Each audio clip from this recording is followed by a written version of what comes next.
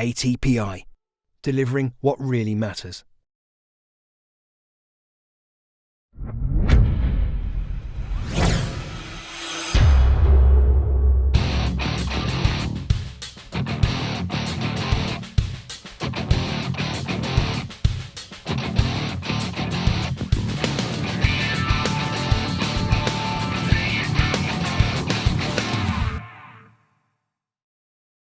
Hey, all you Speed Freaks. Thanks for joining us for another episode of the Speed Freaks Chat Show with myself, Scott Nicholls, and the Verbal Wonder from Down Under, Childsy.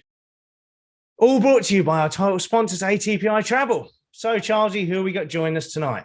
Oh, Scott, we're joined by a man who surrounds himself his whole life with speed. He's the Welsh Whizzer, the FIM race director, no less. Cumfelleffect's very own, Phil Morris. Hey, thanks for joining us, Phil. Thanks, nice introduction there, Shane. I don't know. Well, I said Cumfelleffec, right? Didn't I, Phil?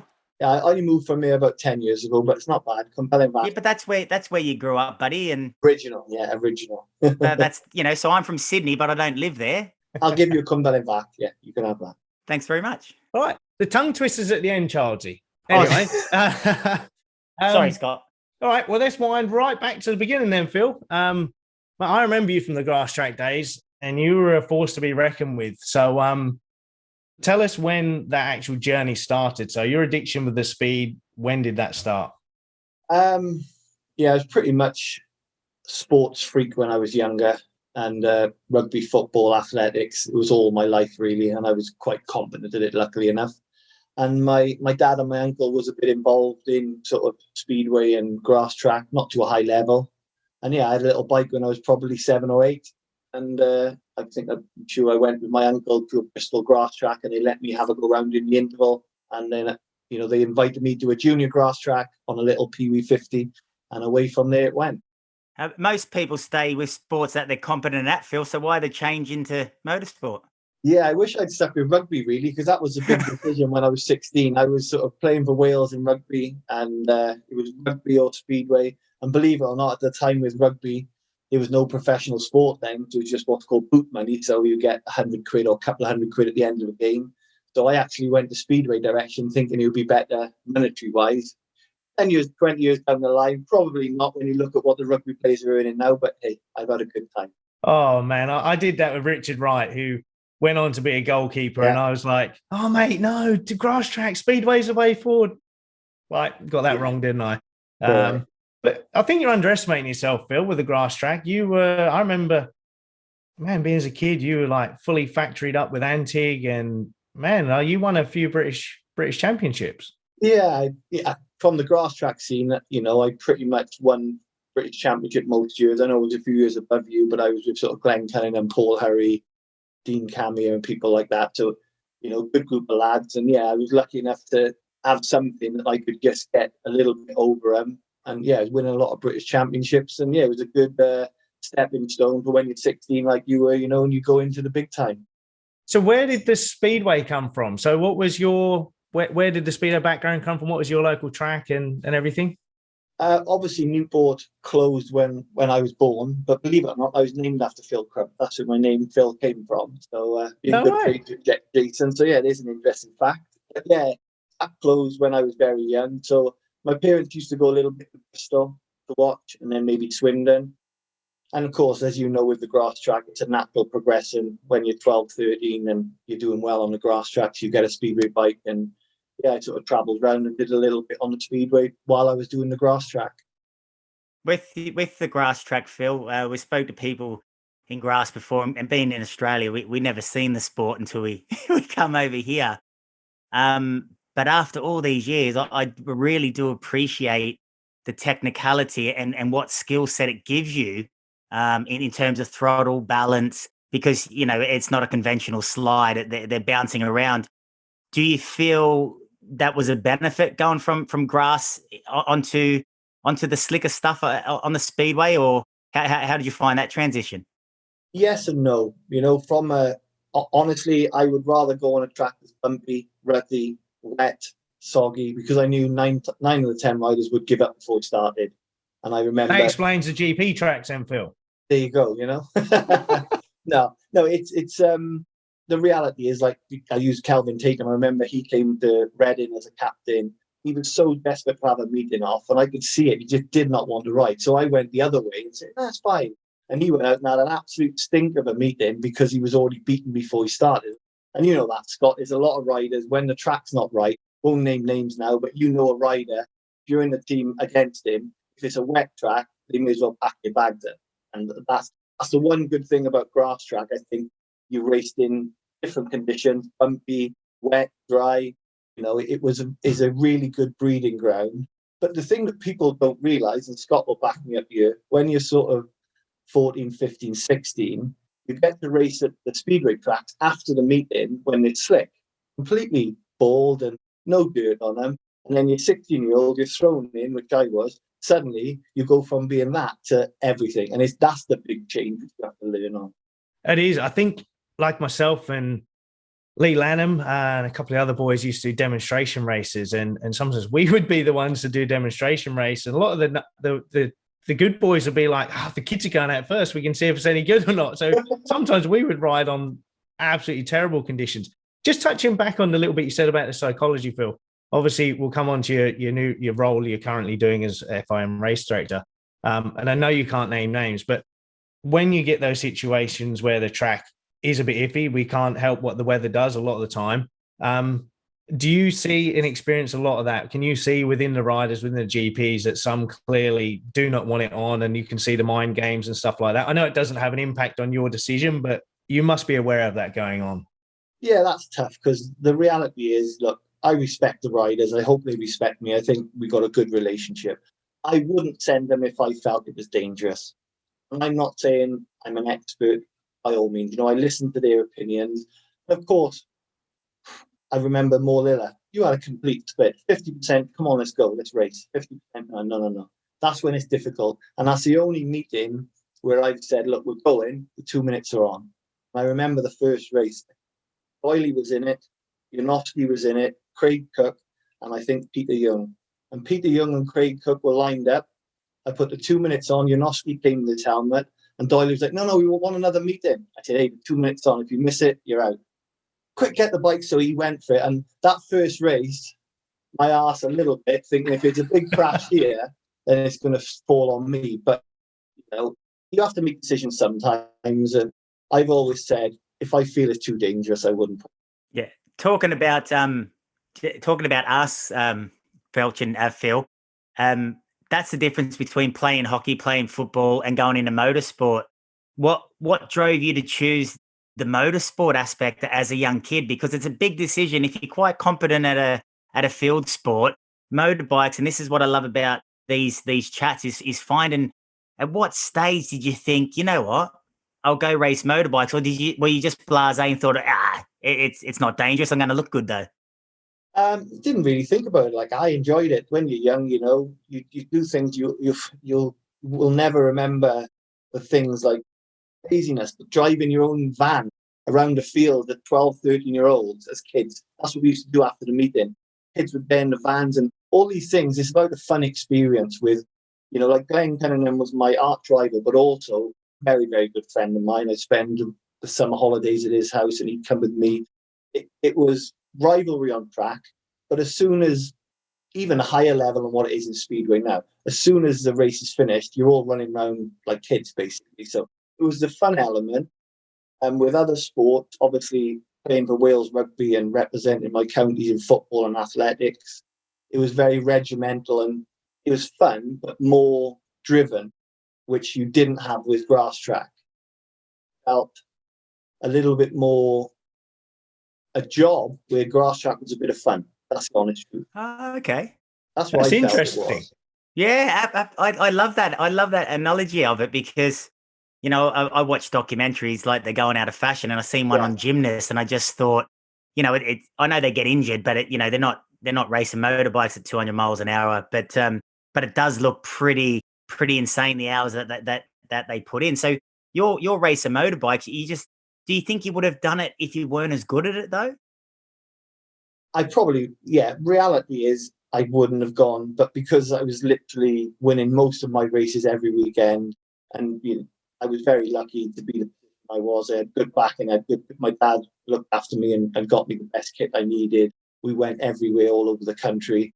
Yeah, as a competitive, I'm a very competitive person. No. Yeah. No. Wow. If we're playing tiddlywinks, I have to win. And I think that's come from my sporting background in school. I was lucky to do well at school as well as sport, but sport, my friends, you said I was born with a sports spoon in my mouth. I could sort of turn my hand to a bit of everything. Funny you mentioned that, Phil. We've got your school report here. You read it, mate. I aced it. I tell you what, an intelligent speedo rider, and that doesn't happen very often. And we know you've been on your quiz shows and everything else, and we can fill it. We've got some questions for you, Phil, so don't worry, you're not getting away without a little quiz. But we'll come back to the race. How did the quiz shows come about? Where'd that all come from? Just a long story short, I seen they were looking for someone to go on a quiz show, and I applied. And the first one I went on was Weakest Link with Anne Robinson. And stupidly enough, to explain the story, they do a mock-up of it before you go on camera. So in the mock-up of it, me and this guy who was a doctor got to the final two, but they didn't play the final. Right, everyone knows what they're doing. Of course, the first round comes round, and the question, I don't know if you know this quiz, the questions are very easy. Everybody got a question right. Who are you going to vote for? I'm voting the doctor. Brainy. It's tactical. First round, the doctor's out. Second round, nobody gets a question wrong. And suddenly I gulped. Fell, and I was gone. And I was absolutely devastated. I can tell you what, I drove home from London. I thought, this is going to be on TV. I didn't get a question wrong, but I got bombed out second. And I thought to myself, right, I'm going to get on a quiz show and I'm going to win some money. I said to myself, and I set myself a target, and I think I won 108 grand. Not competitive. Oh, man, I've got to get this competitive streak in me. Not competitive. Spot up.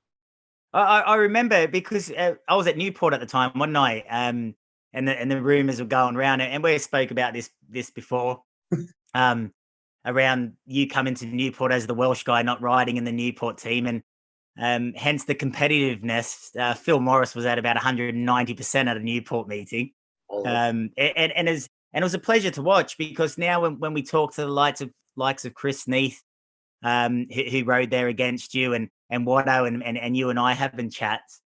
It's a wonderful sport, and you must be super proud of your achievements to be one of those guys that had a target on his back, but for all the right reasons.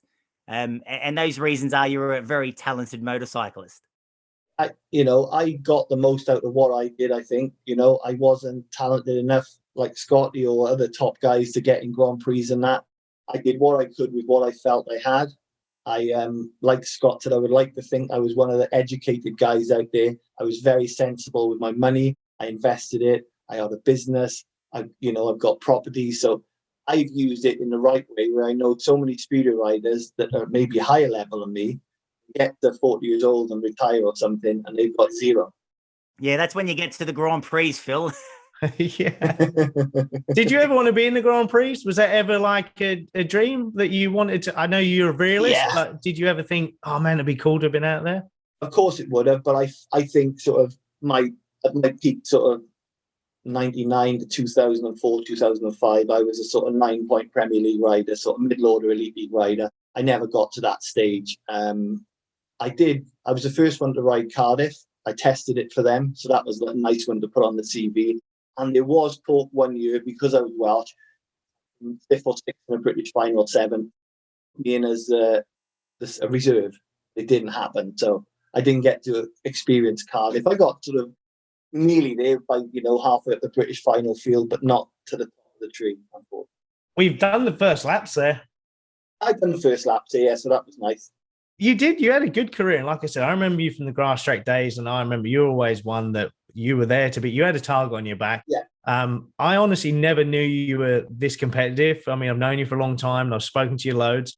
But you were competitive, and and we've asked this question before. There's always riders that you seem to kind of have an attraction to, sometimes for the wrong reasons. Was there ever a rider in your career that you just seemed to be kind of sucked into for the wrong reasons, so to speak?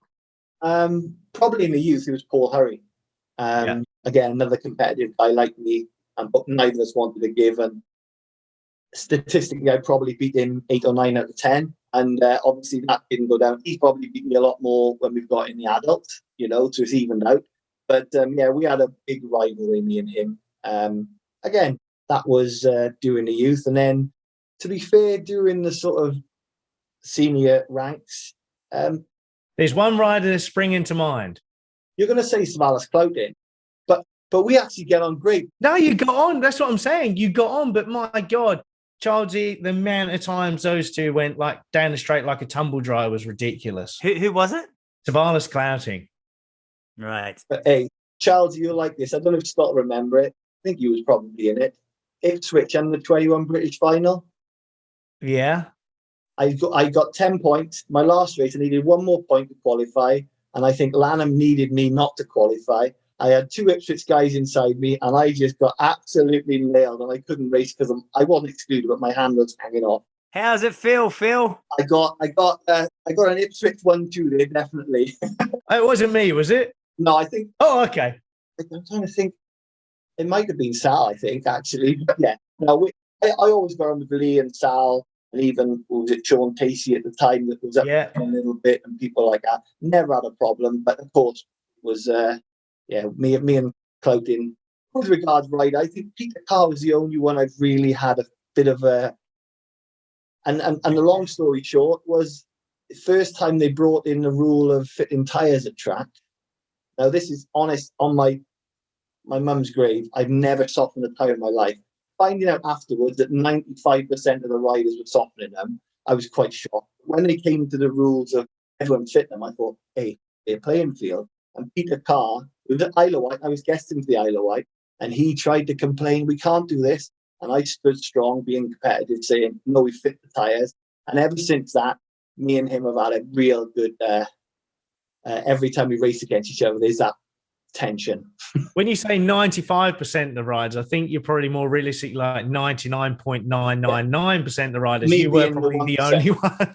I promise you, I never did it. And it is funny because I speak to lots of guys now, and they're like, yeah, of course we did it, and yeah.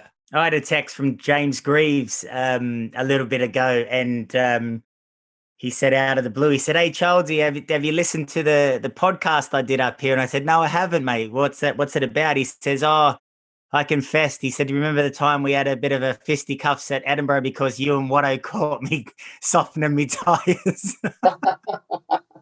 He admitted it, did he? Mate, it was always the home track boys with their little tricks, wasn't it? Or a scrutineer who would give them the right tyres and hold the different tyre. And that's what they were doing at Edinburgh. So the scrutineer at the time would have their tyres out to the side. You'd get given your away tyres at the meeting, and then out come the preconditioned tyres from the home track. But that's all part of it, Phil. And you're quite honest to say that you never did bend the rules per se. Is that something that you think made you a bit of a target somewhat? Not really. I just think, so I'd stand up for things, and I'll say it like it is. I remember a British semi-final at Newcastle. It was raining a bit. We all went in the changing room. Who wants it off? 15 guys. Who wants a race? And I was honest, put my hand up and say, I don't want to race. I didn't care that there was 15 other guys that wanted it off. I was going to be my own man, and I wasn't going to let that sway. But going back to, I got a good story about, it was Berwick machine examiner. It was in heat 1 at Berwick. Moggo was in front of me. Silencer came off and literally took my head off. I had to dodge. It could have been really dangerous. So as soon as I finished the race in second, I went straight back to the pits. I said, do not let that bike off the track, because he's lost his silencer. He needs to be disqualified. I knew the rules. I'm a bit of a weirdo like that. I knew the rule book. So the next thing I know, I see Peter Waite at the time carrying the silencer, juggling it. Imagine how hot it is now. It's like red hot. He's juggling it in. And then before I know it, we've got 30 people stood around Moggo's bike so no one could get there. We put it back on. And then I think his name is John Jack. He comes walking around from behind the pits. Oh, sorry, I was going to the toilet, he said. And I was like, I was mad. I was really just... That is amazing, Phil. But Phil, like most Speedway riders, you must have a few stories out there for us. Yeah, I got a few that come to mind. I don't know whether I've said them to you before in the past, but a classic, and Scott will understand this one, I think. I was doing a Premier League pairs with Armando Castagna, and we was in the pits sort of an hour before the start, and we're looking through the programme. And Armando was very impressed with what they wrote. He said, well, these two are for Reading, might not be the favourites on the track tonight. They're the team you wouldn't want to meet up a dark alley. And Armando liked that. He thought, well, they're obviously scared of us, and I think we're tough. So that was one little story. Believe me, they're scared of me. Yeah. But a classic was when I raced for Bellevue, would have been mid-2005, I think. I don't know how I knew it. You know when you've got your gaffer tape? If you pull a strand off, it's a good one for you to know. If you pull a strand off the end, it's very like white sticky. Stick it on a car, it looks identical to a big key mark. And we did it at Bellevue to Ian Thomas's car. So it was me, Screeny, and Crumpy. So we did it. As we walked out, we said, what's up? Hey, Ian, what's happened to your car? He went through the roof, and then eventually we rubbed it off, and he wasn't that. But that's a good one to do on people. What? This is the FIM race director. How dare you, Philip Morris? Check your vans, boys. Childsy will know this one. Scott Smith at Newport. I was guesting for Newport against Edinburgh, and I remember it because I got a full 15-pointer. And I remember going to see what the track was going to look like after a grade. And Scott Smith had won a race. So we were doing Australian Scott Smith. 2 laps pulling wheelies. And the next thing I've seen is the tractor's gone out. He's pulled a wheelie, didn't know which way to go. And he's laid his bike down and gone up on the grader. And the tractor's carried on grading around the track with Scott Smith sat on his bike, laid down on it. That was like...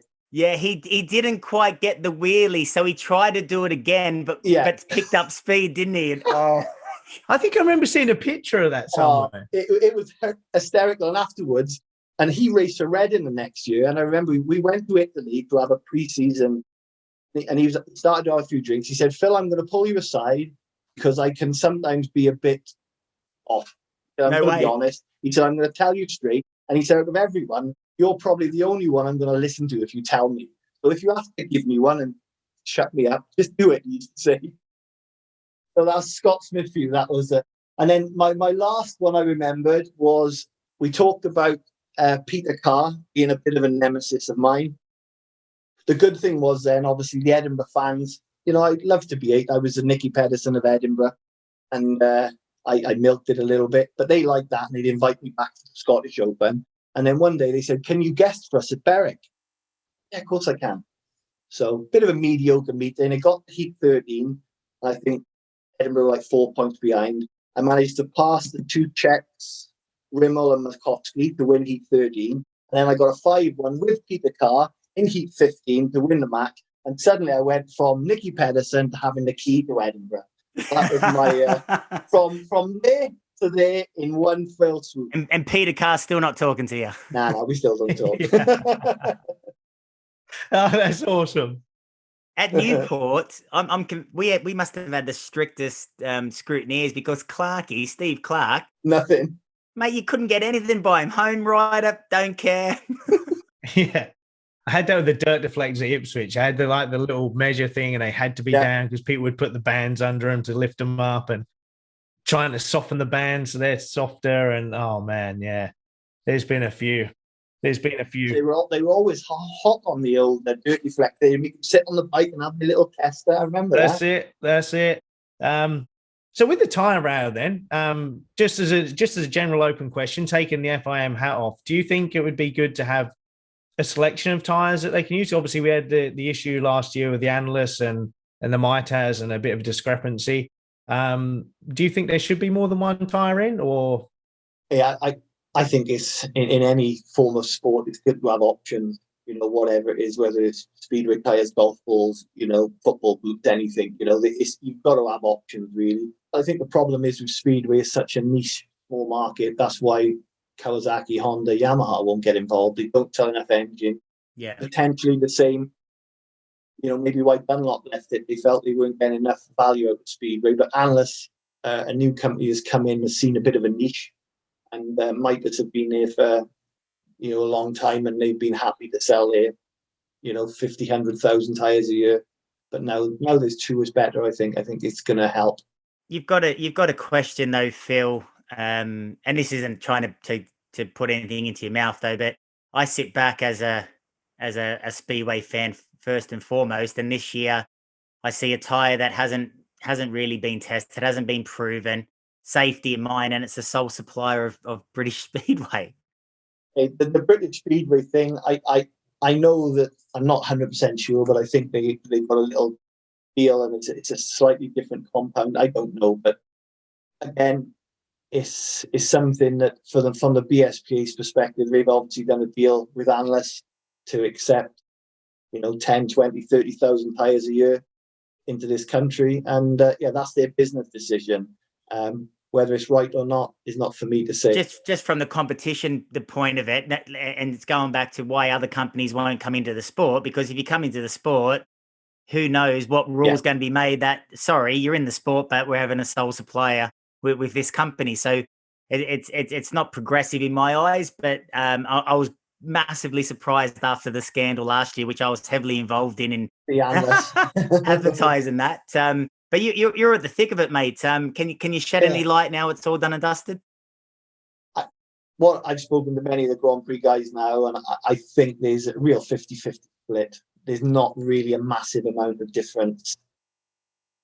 The word I'm getting is analyst is slightly better at the start. But also there's pros and cons. Swings and roundabouts. Yeah. And I know lots of riders have tried them both, and it depends which rider it is. If you've got a rider that's really clued up and knows what his bike's doing, they'll have an idea. But some of them will just say, well, I can't even tell a difference. I think it's good. I think it's good to have options. Like you said, it's another thing to the riders to think about. Regarding the British tyre, it is definitely harder. I think over the COVID period, I think it's been wrapped up with the old visor thing, and it's gone a bit hard. I think a bit of Viagra's gone in there, because they're definitely a harder compound. So, anyway. Let's move on then, Philip, because we know you're a talented guy, way more talented than I realised, with being a very sporty man and everything else. You know he's pretty talented, don't you, Childsy? I've seen him throw shapes in a club called Zanzibar. He'd have the bottle of water in one hand, the water would be gone. He'd do a few 360s and caught the water, and he's throwing sprinklers, washing machines, chainsaws, but I don't reckon that's his only talent. I've got some Vimto tonight, so I've upgraded on the water, being teetotal. So then, Phil, you are Mr. Talent. What is your talent with a talent? Wow, right. I've not got nothing massively that I could do here in front of this. I can walk on my hands. I can, which I couldn't do in this area here. Oh, go on, give it a go. First one I want to try with you guys, and Scotty, you'll like this one, because I know you must be competitive, knowing what you're like. Any kind of speed rider must be. So when people do the tap on their head and rub their belly. Oh, yeah. So here's one. You've got to be able to use 2 sides of your brain. So you put one hand in a forward circle and one hand in a backward circle at the same time. Yeah. Forward. Yeah. One forward, one backwards. So one forwards, that's forwards. And one I got it. No, they go in the same way. No. Forwards. Show us how it's done again, Phil. We need to see the. So you just go one forward and one backwards, like that. So that one's going forward and that one's going backwards, and they cross over at the top. Oh, you go. I got it. No, they go in.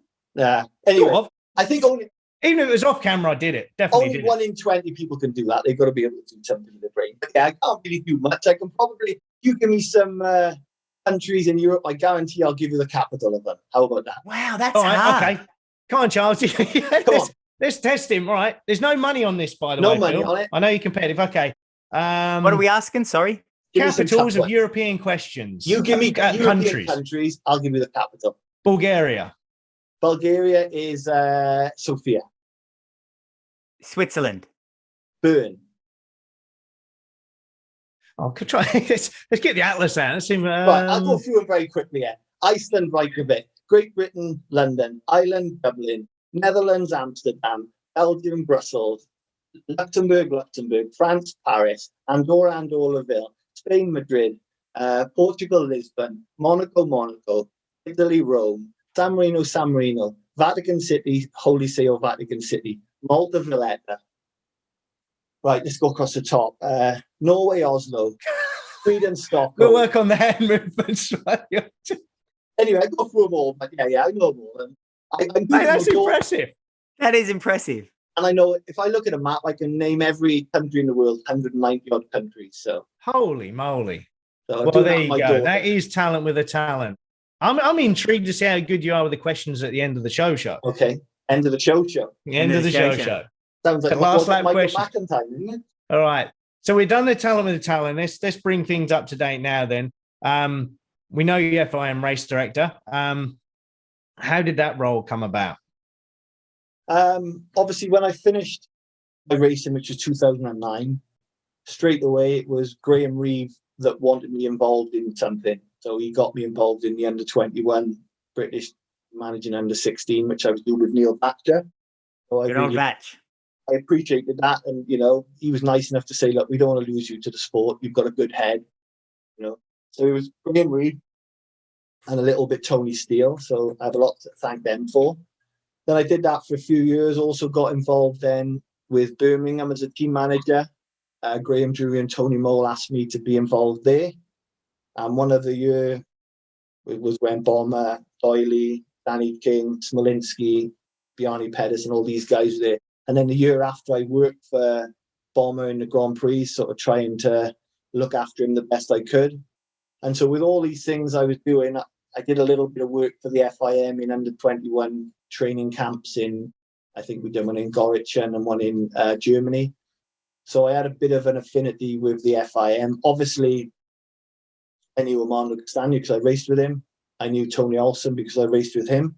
Oh, yeah, Reading Racers days. Yeah. So, and then I got sort of fast tracked at the same time as all this was happening to being clerk of the course at Cardiff, which didn't go down great with a lot of the clerk of the courses around the country because they've been doing their trade for 20 years. And then I come in but I know Tony Olsen was instrumental and Tony Steele and Graham Reeve with that. So I got involved in working at Cardiff for maybe 3 or 4 years. And yeah, I just got a call saying, would I be interested? Because Tony Olsen was stepping down. And I was like, yeah, of course I would. And I heard nothing for a while. And then I get a phone call, I was playing golf. Can you be in Geneva tomorrow for an interview? Did you win the game of golf, more importantly? I stopped the game of golf. I thought I've got to get a flight. I've got to get it all sorted. So yeah, it was... Before we touch or go into a bit more detail about your role as the FIM race director, how did you enjoy the team managing roles? Obviously, you're a rider, so it's probably a good experience. You know what it's like from a rider's perspective, but how did you feel in that manager's role? Because there's some tough choices to be made. Yeah, I quite liked it. I think, again, because most of my speedway life, I was captain. I played football a lot, and I would seem to be captain of teams. I sort of tried to be a little bit of a leader. And I think when I went into team management, it's sort of one of them things like, every rider's different. And I use these two riders like I always use. Ben Barker, Danny King. They're racing together. You can't get two different people. Danny King, you've got to say, come on, Danny, put your arm on him, you're better than that. You can't get yourself together. Come on, and give him a boost. Where Ben Barker, you look at him and just say, what did you just do then? You look rubbish. Just go home. I'll show you my next race. And if I had two people up totally different, if you tried to do the same with the others, it wouldn't work. And it's just knowing what each rider was. And, I made big calls. I remember taking Bjarni Pedersen out of Heat 13 to put a reserve in to help in the next race. He wasn't happy. I did it with Bomber and big guys, but sometimes you have to do that. But yeah, I enjoyed it. It didn't give me as much pleasure as racing. Nothing ever will. It gives you something towards it. So then you, before you come on to the FM race director, your name was in the ring well and truly for being the Team GB manager as well. And I remember at the time, obviously Roscoe got the nod. But I remember at the time thinking, wow, you'd be good, because I remember you were doing the under 21 stuff. And I thought you would have been a good man for that role. Yeah, there was a little bit of background before that, because I think they narrowed it down to me and Roscoe. I know that. And I think they had the management committee had almost gone my way, what I'd been led to believe, told by insiders. And that sort of same day it was announced that I would be working with Chris Harris in the Grand Prix. And they sort of felt that was a bit of a conflict of interest. sort of, yeah, You know, and I can see what they say, but no one ever told me that, to say, look, you could pick one or the other. And of course, they went Roscoe's way. And hey, I'm good friends with Roscoe, and I actually met him the day after he got the job because he wanted to ask my opinion on things. And, you know, I think out of respect to Roscoe, he, you know that the thing that I would have been strong on was like rule books, you know, and official, which he knew he had to improve on. So he tried to ask, you know, me a lot of questions. So I got no problem with that. And sometimes it happens for a reason. If I'd have had that job, I probably wouldn't be where I am now. So blessing in disguise. When you look at the team managers, Phil, I look around this year and I look at team managers and I think I wonder how they're dealing with that person coming in to the team. How difficult is it? And do any riders, do you think, get away with things because of their status? Yes and no. It depends how strong the team manager is, I think. In all honesty, for me, I would do what I feel was best for the team. If it was dropping a rider out, if it was, you know, being honest with them. The only one real time I had a bit of a standoff was with Bjarne Pedersen, when I said, look, you know, we needed that race win. You just didn't seem to care. He said, well, I was happy in second. And I ripped him a bit, saying, you know, and people that stopped on lap 3, you look in Birmingham the 2 years I was there, if anyone did that, I would rip them apart, because you never know if someone's disqualified, if someone breaks down. That's a real pet hate of mine. And even now, in the Grand Prix, Janowski did it in semi-final at Prague. And afterwards, I went up to him. I said, you know, by pulling off on lap 3 and not finishing, you lost 2 championship points here. He was like, what? So for me, that's like a real bugbear of Speedway. When I see riders looking down or just backing off, it really bugs me. I don't know why. I don't know what you think, Scott. I don't know what. 100% with you on it. I mean, you know, I've been captain in quite a few teams, and that's the one thing I'll say. I'll be like, there's 4 laps in a race. You know what? The amount of times you've seen a rider have a mechanical, the last bend, last lap, or even riders do what you just said. They shut off over the line because they can't be bothered and they get pipped. And it's like, yeah, that's a bugbear. And I hate people that blame the bike. Yeah. If you're riding like an idiot, you're riding like an idiot. We all have those days. We're human. You know, stop blaming the bike. But I think that's something that, with you being a team manager and a former rider, I think that definitely helps. And moving that on to the FIM race director role, you must feel that, being an ex-rider, it doesn't matter whether you are at the World Championship level. I think that definitely helps. And you must feel that gives you a lot more credibility, I suppose, as well, being in the role you're currently doing now. Yeah, of course. You know, I'm not no way an expert on tracks, but, you know, I've done probably 80 events now, you know, so the more you get to do it, the more you realize what's needed, what's wanted. And I always look at, we want to get to a good final. You don't want to lose the track before the final. If you lose it after heat 10, then you're in trouble. I'm always trying to make the track for heat 23. I honestly feel that, you know, 50% of the finals we have in the Grand Prix are some of the best races, which is a good sign, in my opinion, you know. But obviously everyone's got their different. But my main thing is, I'm very humble and very appreciative I've got the job. Don't take it for granted, and I don't load it up. I put my heart and soul into it. I can tell you, at Cardiff, these modern days when you have the step on your phone, in 2 days here, I did like over 60 kilometers walking, you know, or running or being back and forth. So, you know, you're looking at, you know, not far off half a marathon every day. And people don't realize the background stuff that goes on. And I really do put everything to make it the best show for the public, for the riders. And at the end of the day, I can only do what I think is best. Sometimes it might not be correct. You know, we all make mistakes. Everybody does.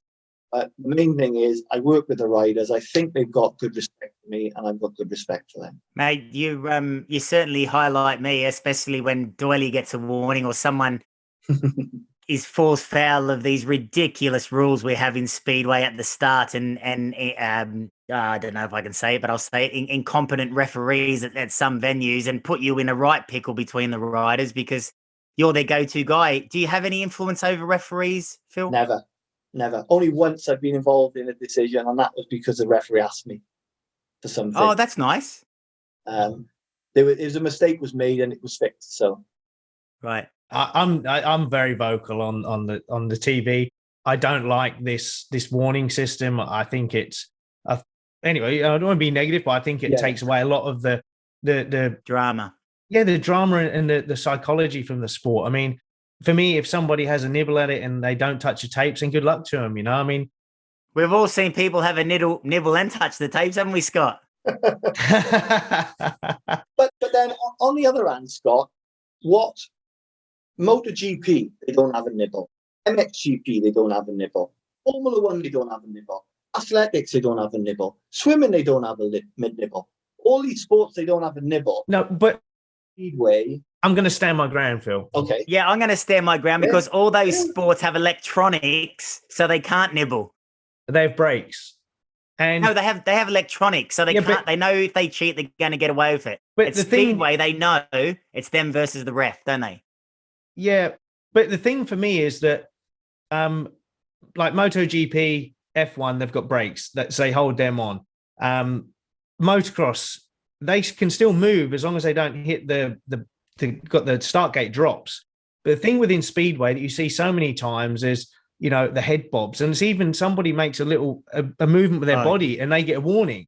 And we all know we do that, you know, ducking the person in next to you. Yeah. That's all part of it. So for me, not Phil. Phil never cheated once in his life. No, I did touch the tapes twice in my career, actually. So, but look, I totally get what you say, and I understand it from both sides. The reality is, for me, Speedways in the 1940s with a piece of nickel elastic across the front. We need to modernise it. That's my opinion. What can we do, Phil? Well, you've got new people coming to Grand Prix, and it might start from there, and things might change. You never know. Good. Well, that's impressive. Just, I really want to touch on a week in the day of Phil Morris. Yeah. Building up to Grand Prix. But before we go to that, because I know you put your heart and soul into preparing the tracks and everything. I think you do a great job. Like you said, it's really hard to get it right. Have you got a message for Kelvin Tatum? Yeah, he very much likes to. Fireman Phil, apparently. Yeah, he likes that, you know. But I just look at statistics, you know. I look at the Grand Prix last year. Statistically, there's double the amount of passes per race than there were in the Polish League on them track.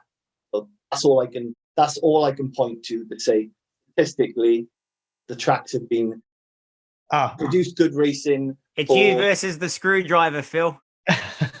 No, you're a commentator. You have to, you know, make their own opinions, you know. And I understand, I respect it, you know, I respect their job. But sometimes I feel they go a bit too far sometimes. You know, where it wouldn't happen in any other sports. And I'm not saying you've got to be censored. No one should be censored. But, you know, just think about, you know, how and what you're saying, because everyone's got their own opinion, you know. In Speedway, Phil, as well, we've got changing track conditions per lap. Yeah. There's no other sport that has different goalposts as much as the start of a Speedway meeting to the end. So in hindsight, everyone could have done better.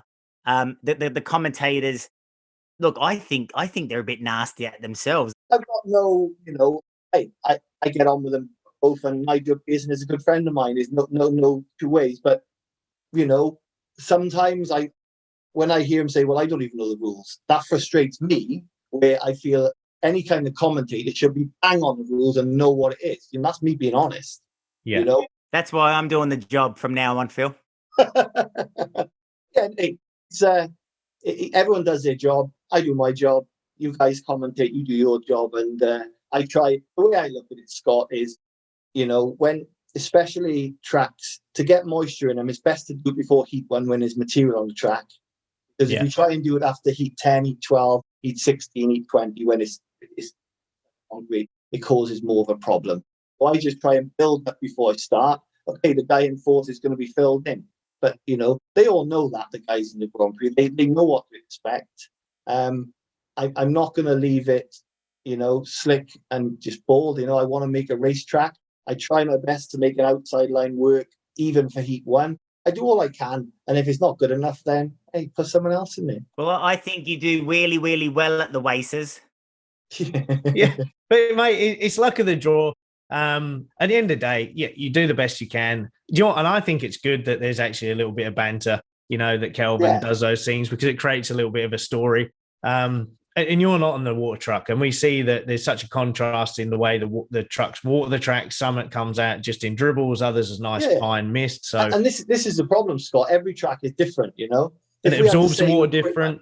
If we had the same equipment at every track, that's why the indoor tracks are we have the same water, we have the same graders, and you get a feel for it. You get a feel, and it's a lot easier. But when you go to, I don't know, every different track is different, and it's difficult. And you've always got that one tractor driver, he wants to do an extra lap. Yeah.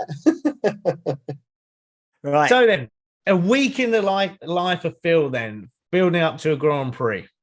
Okay, so normally I would, on a Wednesday, I fly out Wednesday morning, and I sort of get there, get settled in, and then really start then. I'd probably go to the track Wednesday just to have a quick meet with everyone and chat, and we'll get together. And it all starts on Thursday for me then. So all day Thursday, it's literally going through everything. I'm basing this on having a Friday practice and Saturday. We changed a bit this year now. Yeah. But so Thursday would be a complete day of, I go around it literally, track, the fence, every bit of part of it that's classed as sporting, and I make sure it's correct before the FIM get there, the jury and that. So everything's in place. If there's things need doing, if they need some padding somewhere, or if the, some fence is not correct, or if there's something in the way, I'll just inform them to do that, make sure the pits are clean, ready, and the placements are done. So Thursday's a big day of organisation, really. I also organise all the passes for all the FIM people that come, so I'm putting them ready. So Thursday's a big day, and then Friday then is a sort of day where I work more, where it would normally be practice. So I'm working hard in the morning on the track more than anything then. Working with the guys at the track, making sure everything's as it should be, making sure there's, good prep into it, and they're looking after it, starts at what we need it to be. And yeah, so it's a build up then to the practice normally, and then the same on the Saturday. Wow, it's and it's a late night Saturday, I guess, with all the tying up the loose ends at the end. The few years you've been in the Grand Prix, obviously, like you said earlier, we're kind of stuck in the 1940s in some ways with a Nicker elastic, but in other ways, the sport has really progressed. Not just equipment, but with the riders and their approach to it. In the few years you've been involved as a race director, have you seen a difference in the approach in the riders and the mentality and everything involved with it now? Yeah, very different. Obviously, probably 5-6 years ago, I wouldn't see anyone warming up before the first race. Now, 90% of them are running up and down the pit, skipping, throwing balls, getting in the zone. And I don't know if you've watched the one documentaries. Have you watched them, any of you guys? Which one's that, sorry? Drive to Survive. Drive to Survive. Where they're all just before they're throwing balls, and they're trying to get, that snap. And it's sort of, I can see how that's transitioned over to Speedway, and the mechanics are a lot more, everything's more professional. Yeah. The fitness is, Phil. I see a lot of social media fitness.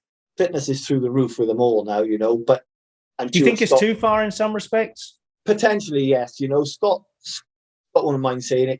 He's a bigger type guy like me. Not overweight, but I mean more muscle bound, let's say. Yeah. And it's hard to lose weight when you're like that. Yeah. And then when you look at some guys, I'll use Doyley as an example, and his face is in, but he's got to do it to be part of the game, and that's the problem. We have looked into weight limits, to try and fair things out. But I think from an FIM perspective, if we said to Smarslick, right, you put 10 kilos on a bike, he has a crash and the bike hits him, that extra 10 kilos could cause more damage, and then FIM could be in court, for causing that. So it's all sorts of things you've got to look at and see if it's correct or not. Yeah, it's really hard to do a bike and rider weight, isn't it? It is, but you could have a minimum, couldn't you? I mean, if you took two extremes, if you took one rider that weighs 75 kilos and one rider weighs 55 kilos naked, well, you could have a combined weight that's somewhere in the middle now. And it's an interesting point you just said there about the bikes, Phil. I hadn't really thought about it too much, but this did come up on Twitter a while back. And the funny thing is that there's this myth about, power to weight ratio, and it's not. But if those lighter riders just rode a standard bike without machining everything off it, without putting all titanium bits on it, the bike would be stronger. It would still handle the same because when you was a 14, 15-year-old kid, you didn't have a lightened bike, but you still handled it. So you would gain probably 5 kilos, 6 kilos just by not lightening the bike. And that would level things up a little bit. That's the only thing that's been spoken about, saying, look, there will be an 8. At the moment, it's, just to let you know, Shane, I don't know if you know, but it's 77 kilos. Of course, I know the rules, Phil. Okay, so. And we've suggested we could, or talked about potentially 80 could be the limit. Used to be 80. But you could go to 75 if you're over a certain weight, for example. Okay. So, for example, Matty Zagar and Jason Doyle could run a 75 kilo bike where Leon Madsen and, Bartosz Marzik would have to have 80. So they spoke about it, but nothing's coming, nothing's happened about being a happy medium. And I've got to be honest, when I've had a meeting with the riders, and I still remember Leon Madsen saying it, he's saying, what, are we going to lower the net in basketball now because the player is shorter? And he's right. Are we going to make the guy in Tour de France, because he's lighter, we'll give him a push up the, because he's heavy, we'll give him a push up the hill? I can understand, in other He wouldn't say that if he was tall, though, would he? Correct, he wouldn't if he was the other one. But I do respect, there's good, basketball players that's only 5'8". Yeah, Muggsy Bogues. So old Charlotte Hornets, he's 5'3". So there you go. So, but I do respect it. In this day and age, the weight is becoming a bigger and bigger issue all the time. Yeah, definitely so. Definitely so. Well, talking of weights, we've been waiting a long time, Phil. We've heard about your expertise on quiz shows, but have you ever tackled the last lap questions on the Speed Freaks chat show? Yet. No, I've not. So I'm buckle up, Phil Morris. Buckle up, Whizzer. We're coming at you. Right, strap in then, Phil. Here's question number 1. Is the standard snog, marry, avoid? Ooh. Now, as you're a lovely Welsh boyo, we've gone with a couple of hotties for you. Okay. So we have Bonnie Tyler. Totally clips of the heart. Church. Charlotte Church, yeah. And Ruth Jones. Good old Nessa. Nessa, what's occurring? I think I'd have to marry Nessa, because being with her every day, you've got something that's a bit, fun and enjoyable, because being Welsh, tidy and all that, then I like boyo and everything. It's Bonnie Tyler. She's a bit older than my generation probably, so I probably put her in the avoid. I don't know why. She's done nothing wrong with me, but total eclipse of the heart. And I suppose Charlotte Church then has to go in the snog category, Wow, she's up for that anyway, isn't she?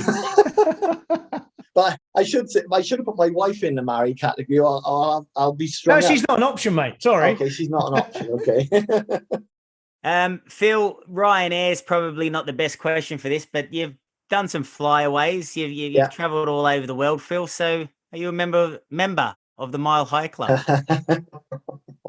See, this is where your questions come in, don't they? Okay. How do I answer this? Do any of you boys watch Line of Duty? Yes. Not sure where this is going. No comment. Okay, good chat. Childsy, you don't watch it, so you wouldn't understand the joke there if you don't watch it. Childsy, that's a yes. Is it? Right then. Okay. So you're a clever man, Phil. Acronyms. So now, what does this world famous acronym not stand for? SGP. Stupid. Playing games. No, SGP. SGP. Oh, wait. Stupid game player. And for that reason, you are the weakest link. Stupid game player. There we go. All right. I thought a Scott or a Shane was coming out. Adidas. You remember that when you was younger? Yeah. All day long, I dreamed about sex. Speedway. Oh, really? No, I'm with you on that now. Who was your first celebrity crush? I'm showing my age now. You know, I'm a couple of years on Scott as well. I was a bit of a Baywatch Carmen Electra. Oh, Carmen, oh yes. yeah, I'm with you on that one. Yeah. Right then, Phil, we know you're a speed freak. Yeah. We know you're a sporting genius almost. Competitive, no less, Scott. Very competitive. Now, this could be an interesting one, actually. What is better, sex or winning a race? I don't know why people take so long to answer this one. Obviously, winning races is good, and you know, Scott.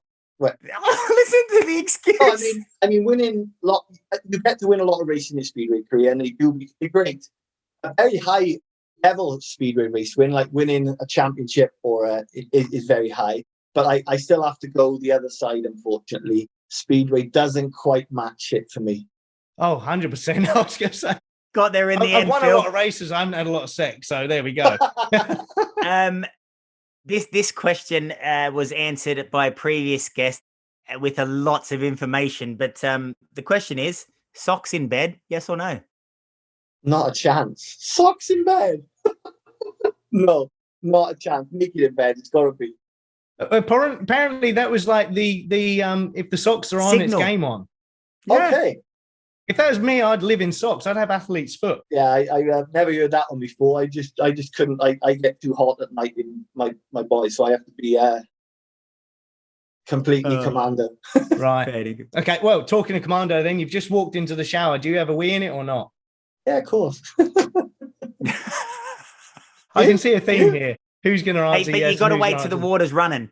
Yeah. It depends. If Kenneth Bier's in there, it may be a shower for him. Oh yeah. I can see your world fame taking you to a celebrity show, Phil. What are you scared of? I'm a celebrity. Get you out of here. Not a lot. I would get for that, and I'd be going for it. And like, I'd love to go on like SAS and things like that. I really would love to do it, but yeah, probably the one only thing I've got a little bit of don't like. If you told me to hold it or do whatever, I would. It's frogs and toads. I'm not a lover of them. I don't know why. Spiders, snakes, all that, eating stuff, eating testicles, and you know, Too much. Yeah, I mean, I'm a celebrity in that kind of sense. Let's say. Well, there's a teaser. Now we know what right Phil there. does in his spare time. Yeah. So, but yeah, on that, I get all that down me, no problem. There's something about frogs. I don't know why. I've never really liked them. But if I had to be in a box of frogs, then I would. We know Zone the has to competitive do it. streak. I don't think there's anything I wouldn't do. I'd Or be honest. eating testicles. If I had to, I would. He does that for fun. Yeah. Get in Oh, the fantastic. Okay. We'll keep it real slow. You did the old step count on your phone, but are you a texter or a caller? Bit of both, I would say. Banter, fun, and mates. A lot of texting goes on. If it's Thanks, Phil. if it's something more serious that needs a phone call or something informal, yeah, I would do a phone call. So I'd say I'm pretty much across them, really. So if I see your number come up on the phone, I know I'm in trouble then. Yeah, it's probably a more of a serious conversation. Yeah, what we do, we chat a lot, and it's normally about a specific sort of point, subject. I always get texts off Phil. Yeah, you get the text. Yeah, that's right. Yeah. So it's the banter side there, and it's more serious for Scott, probably. He really. thinks Childsy and serious. Let's text. Yeah. Hey, I was checking to see if you're right when you look like you're having a bad day, mate. You do. Hey. Bless him. Well, you've done exceptionally well, Phil. I'm impressed. But now we're going to move on to a little bit of a tackler for you. So we're now going to do the rude tongue twister, the dodgy dice. It's going to be the rude tongue twister. So we're going to go through a bunch of tongue twisters. We've got 6 of them, obviously, for 6 sides of the die. So at number 1, we've got pheasant plucker. Number 2, we've got puggy wuggy. Number 3, we've got fig plucker. Number 4 is sock cutter. Number 5 is mother hunt. Number 6, Susie sitting. So on that little list there, Phil. What was number 6? Susie sitting. The only one I've done is the first one. All right. What don't you want, Phil? I don't Let's want roll 5. the dice. Not 5. Let's roll the dice, and what don't you want? Oh, I don't want number 1. Okay, well, we can't control the dice, but No. I okay, do we're going to want see number what you one, got. So we're rolling down, and we've got it right. Boom. So Phil, you have got No. Fig Plucker. Oh. Number Okay. 3, Fig Plucker. Right. Never So- heard this one before. Right, So get your phone ready. I'm going to quickly ping it over to you. So you should have it, and there's no looking. what do you mean? I got to Straight read into haven't it, I? Phil. Yeah, but that's it, straight in, cold. No warm up. Go. Oh, you read. Hey. Right. Go. I'm not a fig plucker. I'm a fig plucker son, and I'm only plucking figs till the fig plucker comes. Oh, it's too good. The competitive show. I can see him rehearsing. He's like, What about can any of you guys say the longest train station name in Wales? Yes, and Go. it ends in go, go, go. It does. Go on then. Oh, that's it. Llanfire, Postwell Gilly go get it. Quintrobol, Llan Brasilia go go go. There you go. well, I'll just My say the man, train's Phil. gone. Go. Oh, Phil, we've just been told by producer Andy that we It's didn't wrong. catch the tongue twister, so you got to do it again. Okay, let me read it again. You can read it, but really quick. Okay. Go. I'm not a fig plucker. I'm a fig plucker son. I'm only plucking figs till the fig plucker comes. Oh, he's got it. He's Good. Oh, better than Scott Nicholls at a GP final. that's not hard. Oh, that's harsh. That's harsh. Well, mate, it's been a pleasure having you on. We do love and respect your job as an FIM Yeah. race director, and I had some good battles with you over the years, so Yeah, thanks a lot for coming on, Phil. No problem. 7 times British champion. He is, Phil. Yeah, I think I'm like 29 times Welsh champion, so I go. Mate, listen, No. for me as well, Phil, absolute cracking insight from your childhood all the way up to the big man with the best seat at a Grand Prix house. I hope it all goes well this year. I know there's a few cancellations made, and it's stressful times. It's your career, no doubt. But, mate, listen, you're doing a fantastic job, and we can see the respect that you've built with the boys. And we know you as a person. You're out there to protect them. You're a dead set Speedway legend. Love or hate the wizard Phil Morris. You're in everyone's hearts, Phil. So thanks for joining us. Yeah, thanks for having me, guys. It's been enjoyable. I sweated a little bit, but I think I've got there without embarrassing. Oh, you'll be sweating when you come on a Childsy check-in, I know. Yeah, so I'm not coming on them. Well, on that note, I hope you've all enjoyed watching another Speed Freaks chat show brought to you by ATPI Travel. Until next time, see you soon.